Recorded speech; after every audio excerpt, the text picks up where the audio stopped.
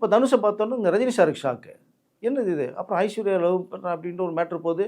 தனுஷோட சிஸ்டர் தான் பொண்ணு கேட்க வராங்க ஐஸ்வர்யாவை. அவங்க நல்ல பழக்கம். ரஜினி சார் வேணான்னு தான் சொன்னார் இதை ஐஸ்வர்யா கிட்ட. பட் கேட்கல. ஆனால் சில விஷயங்கள் அந்த ஃபெய்த்துன்னு ஒன்று இருக்குது. திடீர்னு 2022 அவங்களுக்குள்ள பிரச்சனை நிறையா வருது. பட் கிட்டத்தட்ட ஒரு 2024 வரைக்குமே 2 வருடமாக போராடுறாங்க. ரஜினி சார் நீ சூப்பர் ஸ்டார் ரஜினி எல்லாம் இருக்குங்கிற தள்ளி வச்சு பார்த்தீங்கன்னா ஒரு அப்பா தானே அவர்.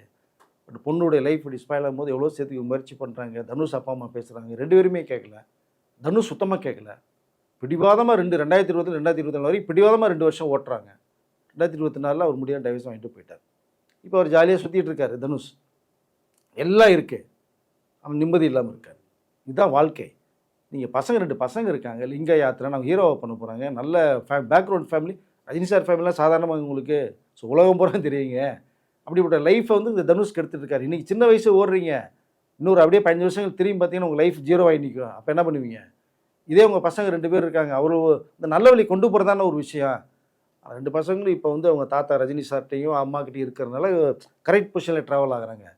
ஒரு ஜென்ஸ்னால பசங்களை மெயின்டைன் பண்ணி வளர்க்க முடியாதுங்க. தனுஷ் ஹாப்பியாக இருக்காரா? கிடையாது. செல்வரன் ஹாப்பியாக இருக்காரா? கிடையாது.